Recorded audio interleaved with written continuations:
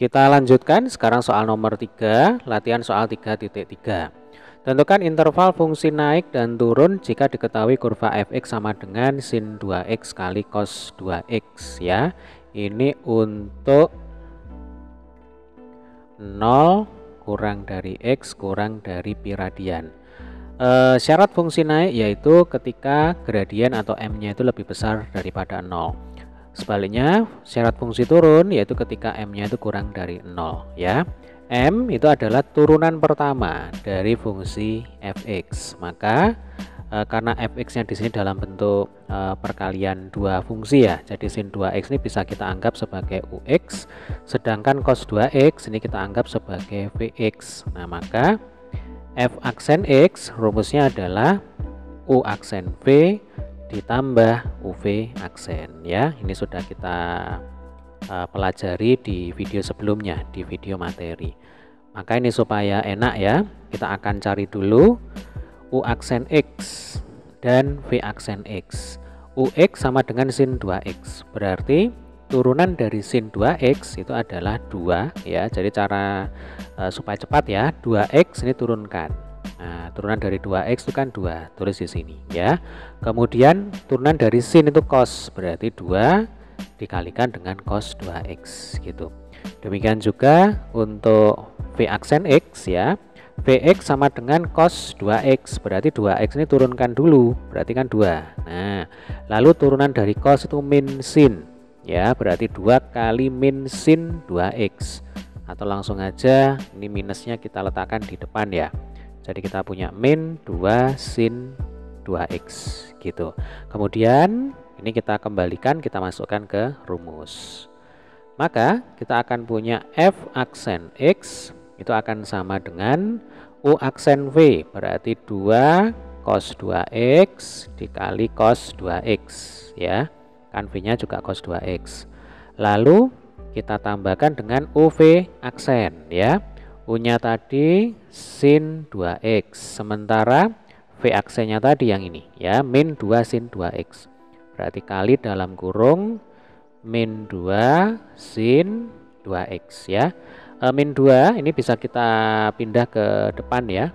Nah, ini kita pindah ke depan. Berarti nanti jadinya plus kali min ya. Kalau plus kali min kan minus ya. Maka ini akan sama dengan 2 cos 2x kali cos 2x itu kan 2 cos kuadrat 2x ya.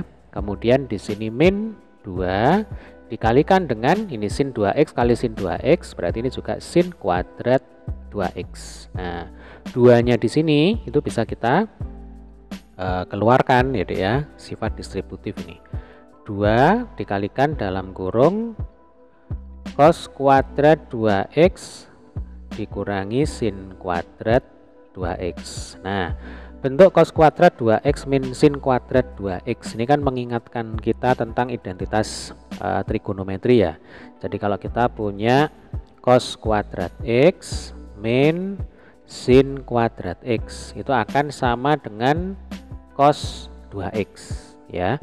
Atau gini, supaya tidak rancu ya, supaya nggak bingung dengan ini ada x ya, kemudian di sini 2x. Nah, ini supaya nggak bingung, ini saya ganti aja supaya lebih umum ini ya.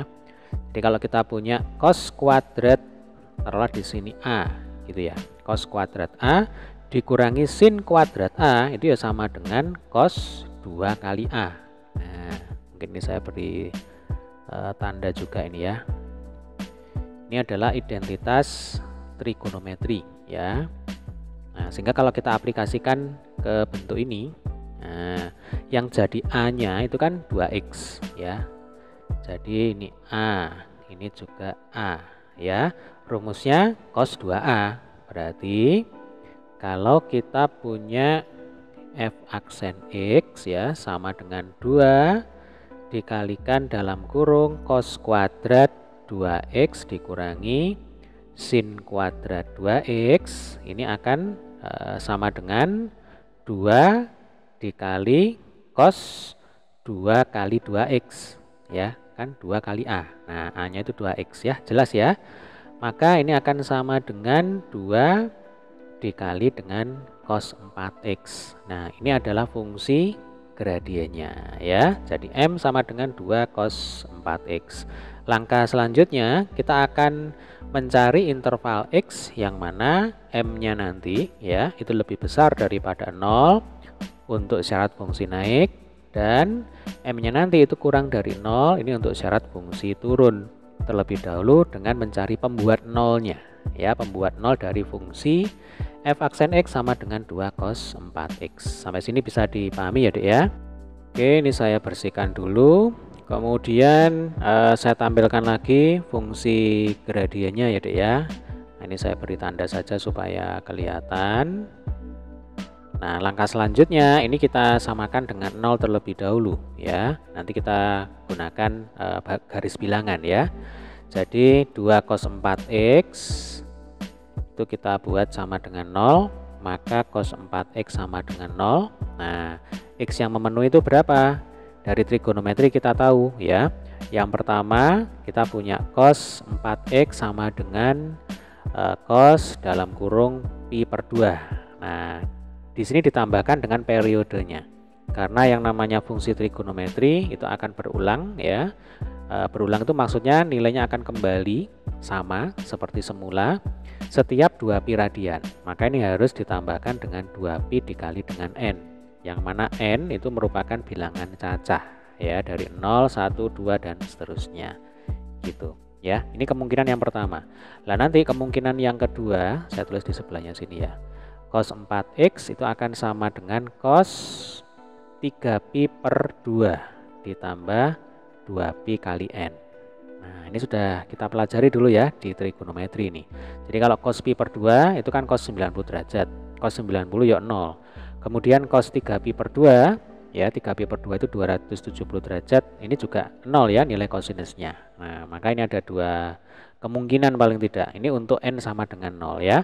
Tetapi kita akan cari seluruh kemungkinan karena kan intervalnya di sini untuk X itu antara 0 sampai dengan 180 derajat ya, 0 sampai dengan pi radian. Oke, kita selesaikan dulu untuk kemungkinan yang pertama yang di sini ya, kelompok yang pertama. Nah, ini nanti di sini adalah kelompok yang kedua. Untuk kelompok yang pertama berarti berlaku 4X itu sama dengan pi per 2 ditambah 2pi kali n ya kan. Lalu ruas kiri dan ruas kanan adik-adik bagi dengan 4 ya. 4X dibagi 4 sama dengan X. Lalu pi per 2 dibagi 4 berarti pi per 8. 2πn dibagi 4 berarti kan pi per 2 kali n. Nah, sekarang baru kita masukkan n-nya ya. Ingat tadi n-nya itu dimulai dari 0 ya. 0, 1, 2, 3 dan seterusnya. Berarti untuk n sama dengan 0. Atau mungkin langsung aja ya. Kita nggak usah n sama dengan 0, 1 gitu ya. Kita pakai x0. Nah, ini maksudnya untuk n sama dengan 0. Berarti di sini pi per 8 ditambah 0 ya. Karena kan pi per 2 kali 0 ya sama dengan 0. Nah, maka x0-nya ya sama dengan pi per 8. Coba ini saya rapikan. Kemudian untuk x1 berarti pi per 8 ditambah pi per 2. Yuk samakan penyebutnya, ini 8 berarti ini pi ditambah 4pi. Pi ditambah 4pi 5pi ya, 5pi per 8 radian. Nah, ini masih di dalam range ya. Range-nya kan 0 sampai dengan pi. Nah, kemudian kita tingkatkan lagi. Berarti di sini kita punya x2. Nah, kita tulis di sini aja. Berarti kan pi per 8 ditambah pi per 2 kali 2. Nah, ini 2-nya dicoret ya. Berarti pi per 8 ditambah pi ini jelas melampaui intervalnya. Ini kan intervalnya antara 0 sampai dengan pi ya. Maka ini kalau kita hitung ya, itu akan sama dengan berapa? 9 pi per 8. Jadi gini. Pi per 8 ditambah 8 pi per 8. Ini kalau mau kita hitung ya. Maka ini akan sama dengan 9 pi per 8. Lah, ini tidak memenuhi ya. Nah, kenapa kok tidak memenuhi? Karena interval x-nya itu kan antara 0 sampai dengan pi. Berarti nanti ini tidak masuk dalam perhitungan. Tidak perlu kita cantumkan dalam garis bilangan. Maka untuk kelompok pertama ya Dek ya, yang memenuhi itu adalah yang ini pi per 8. Kemudian 5pi per 8. Nah, nanti ini yang kita masukkan dalam garis bilangan. Oke. Selanjutnya kita ke kelompok 2. Nah, ke kelompok 2 ya. Berarti ini 4x ya, caranya sama sebenarnya ini. Jadi 4x sama dengan 3pi per 2 ditambah 2pi kali n ya. Ruas kiri ruas kanan kita bagi dengan 4. Berarti kita punya 3pi per 8 ditambah pi per 2 kali n ya. Selanjutnya kita akan hitung x0. Kalau x0 ini pasti 3pi per 8 ya. Kemudian kita coba cari x1 ya, 3pi per 8 ditambah pi per 2, samakan penyebut, ini 8 ya. Berarti atasnya tetap 3pi, 8 dibagi 2 itu 4, 4 dikali pi ya 4pi kan gitu ya. Berarti ini 7pi per 8 ya. Ini masih masuk dalam interval ya. Nih kan 7pi per 8 itu belum melampaui pi radian ya. Nah sepertinya nanti x2 ini sudah melampaui pi radian ya. Kalau tidak percaya, nah ini kita hitung aja. Nah nggak apa-apa ya. X2 sama dengan 3pi per 8 ditambah pi per 2 dikali dengan 2 ini. Nah 2-nya dicoret. Nah sudah kelihatan kan, ini pasti melebihi pi radian ya.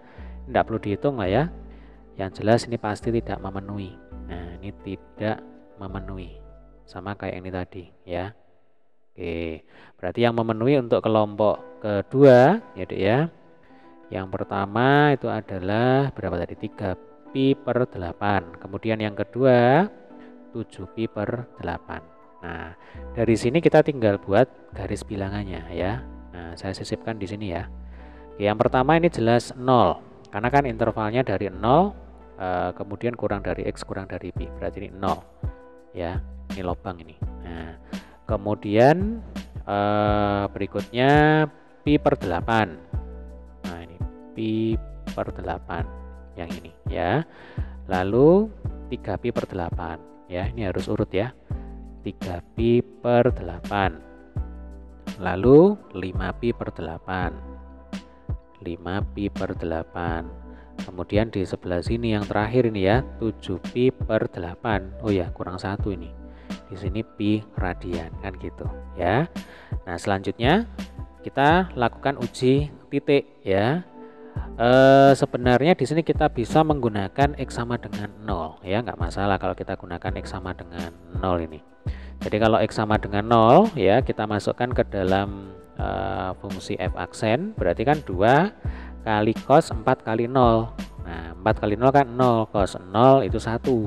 1 kali 2 berarti ya 2. Yang jelas di sini positif kan, berarti kurang dari pi per 8 ini positif gitu. Ini tandanya positif. Nah langsung selang-seling ini plus, di sini minus, di sini plus, di sini minus, di sini plus. Nah tinggal kita tentukan mana yang kita mana yang naik, mana yang turun kan gitu. Kalau yang naik ya berarti kita pilih yang positif nih, ini yang naik nih. Nah ini yang naik ya. Kemudian nanti yang turun berarti yang negatif. Sudah gitu aja ya. Jadi untuk interval fungsi naik ya. Interval fungsi naik. Maka cara nulisnya gini. X ya, di mana 0 kurang dari X kemudian kurang dari pi per 8. Lalu koma gitu ya. 3pi per 8 kurang dari X kurang dari 5pi per 8. Kemudian 7pi per 8 kurang dari X kurang dari pi.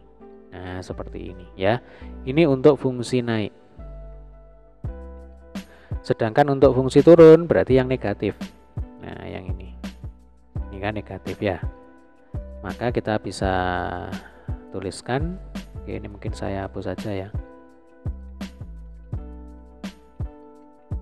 Nah kita bisa tuliskan di sini ya, fungsi turun ya.